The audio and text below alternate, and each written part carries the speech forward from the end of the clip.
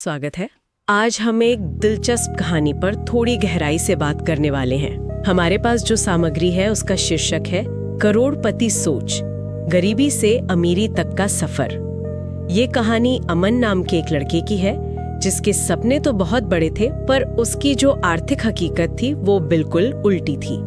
हम सबने शायद कभी ना कभी सोचा होगा अमीर बनना है, पर सिर्फ चाहने में और सच में उस तरफ बढ़ने में क्या फर्क है। आज हम इसी फासले को अमन की कहानी के जरिए समझने की कोशिश करेंगे।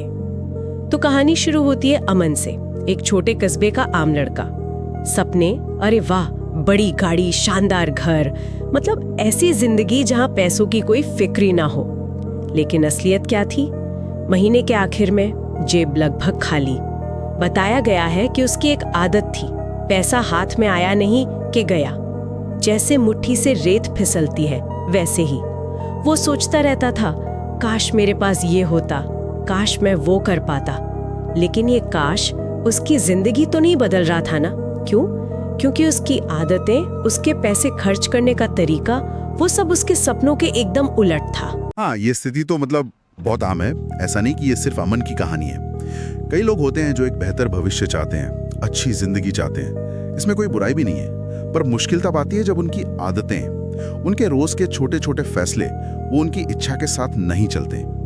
यहीं पर वो फर्क साफ दिखता है। सिर्फ इच्छा रखना और उस इच्छा को पाने के लिए सही सोच और फिर उस सोच पर आधारित काम करना।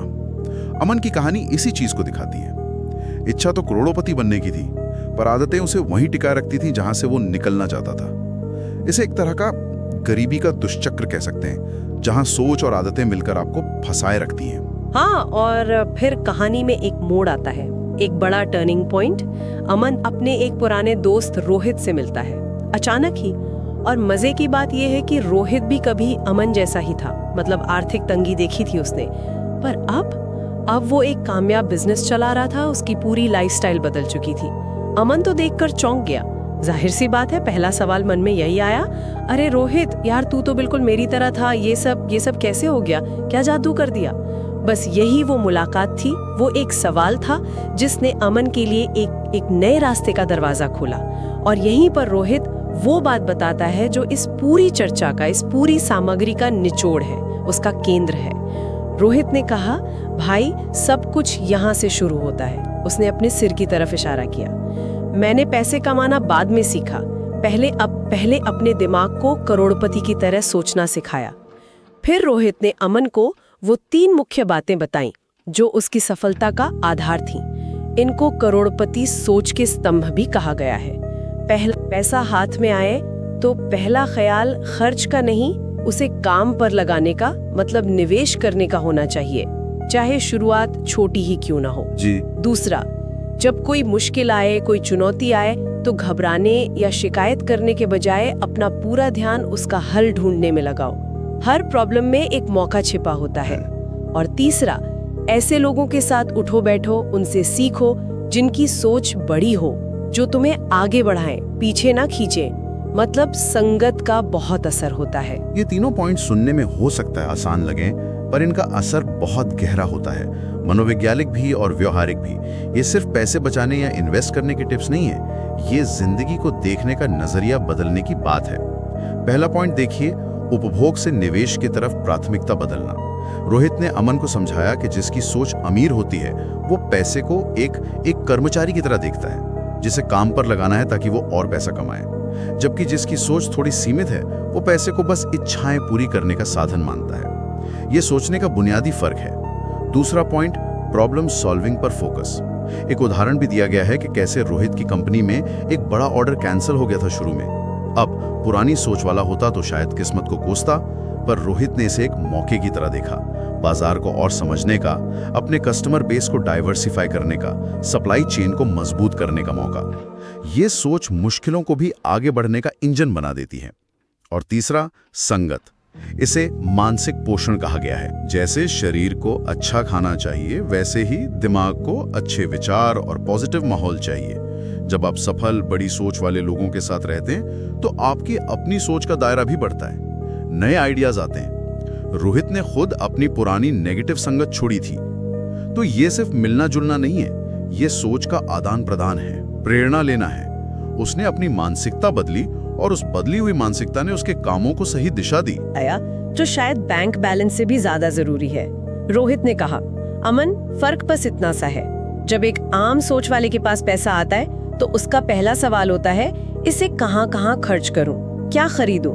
जबकि जिसकी सोच बड़ी होती है उसका पहला सवाल होता है, इस पैसे को कैसे बढ़ाऊं, इसे कैसे काम पर लगाऊं कि ये और पैसा कमाए। ये सुनते ही अमन को जैसे पहली बार समझ आया कि असली खेल पैसे की कमी का नहीं बल्कि पैसे के प्रति उसके अपने नजरिए का है।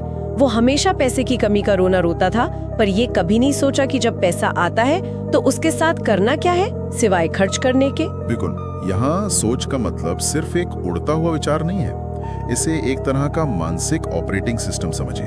वो बेसिक प्रोग्रामिंग जिसके आधार पर आप अपने पैसे से जुड़े और शायद जिंदगी के दूसरे भी फैसले लेते हैं।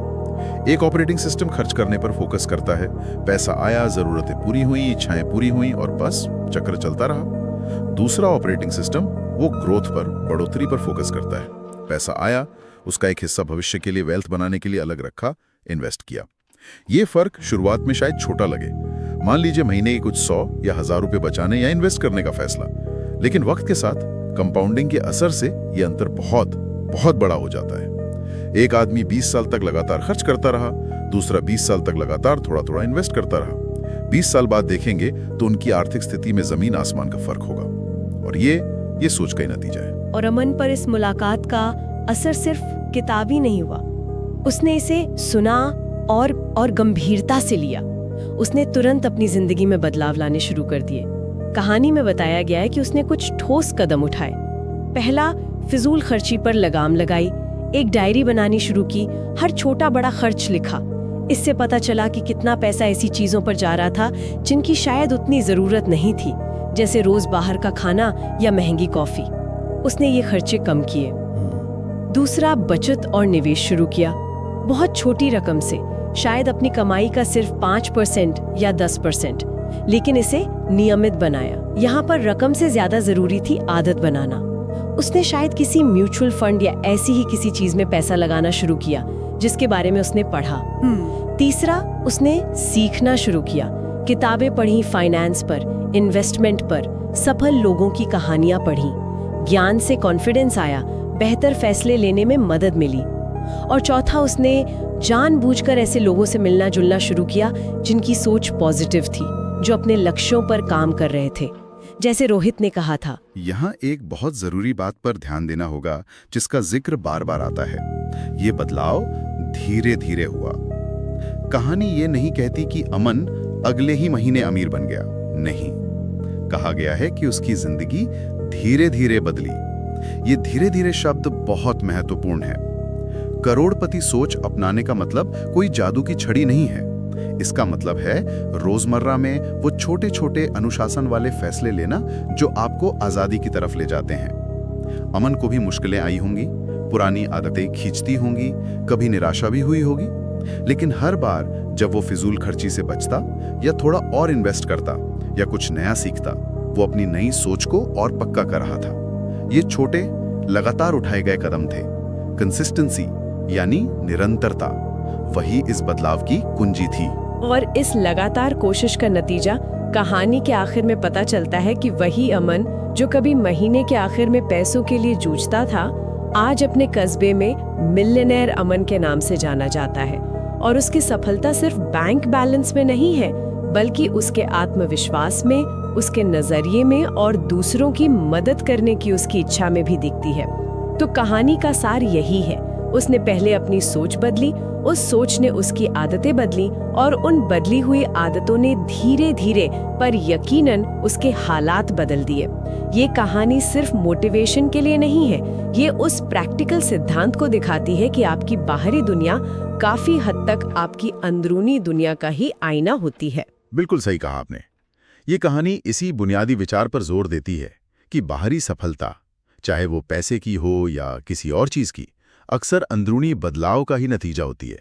जब तक हमारी सोच, हमारी मान्यताएं वही पुरानी हैं जो प्रॉब्लम खड़ी कर रही हैं, तब तक सिर्फ बाहरी चीजें बदलने की कोशिश करना, जैसे ज्यादा मेहनत करना या नौकरी बदल लेना, शायद पूरी तरह काम ना करे।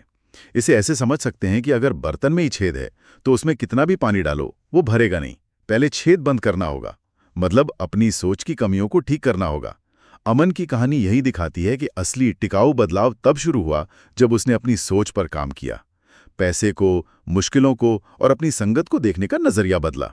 उसने पहले अपने मानसिक ऑपरेटिंग सिस्टम को अपग्रेड किया। तो इस पूरी बातचीत और अमन की कहानी से सबसे बड़ा सबक हम क्या ले सकते हैं?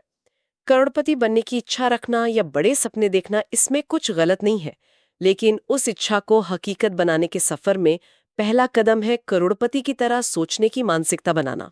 वो सोच जो खर्च से पहले निवेश को देखे, जो मुश्किलों में मौके तलाशे और जो नेगेटिविटी के बजाय ग्रोथ पर ध्यान दे। एक लाइन है आखिर में जो शायद पूरी बात कह देती है, जब सोच बदल जाएगी तब हालात खुद ब खुद बदलने लगेंगे। और ये प्रिंसिपल, जैसा आपने पहले भी कहा, सिर्फ पैसे तक ही सीमित नहीं है। ये जिंदगी की किसी भी पहलू पर लागू हो सकता है। सेहत हो, रिश्ते हो या कोई हुनर सीखना हो, सोच ही तो नींव है। बिल्कुल। और इसी सोच की बुनियाद पर एक सवाल मन में आता है, शायद हमारे सुनने वाले इस पर थोड़ा सोच सकते हैं। अगर आज उन्हें अपने पैसे से जुड़ी आदतों में सिर्फ एक छोटा सा बदलाव करना हो, जो उन्हें अमीर सोच मतलब ग्रोथ और इन्वेस्टमेंट वाली सोच के थोड़ा और करीब ले जाए, तो वो एक बदलाव क्या होगा? जरूरी नहीं कि बहुत बड़ा कदम हो, छोटी शुरुआत पर ही तो जोर दिया गया है। शायद रोज की कोई एक गैर जरूरी चीज पर खर्च बंद करना, या हर महीने एक तय छोटी रकम, चाहे 500 रुपए ही हो, कहीं इन्वेस्ट करना शुरू करना, या शायद अगले एक महीने तक हर हफ्ते सिर्फ 1 घंटा कुछ फाइनेंशियल लिटरेसी पर पढ़ना। वो एक ठोस प्रैक्टिकल कदम कौन सा हो सकता है जो सिर्फ इच्छा नहीं बल्कि इरादे और एक्शन को दिखाए? इस पर सोचना शायद अमन की कहानी के सबक को अपनी जिंदगी में उतारने का पहला कदम हो सकता है। क्योंकि जैसा हमने देखा, बड़े बदलावों की नींव अक्सर ऐसे ही छोटे, सोचे समझे और लगातार उठाए गए कदमों से रखी जाती है।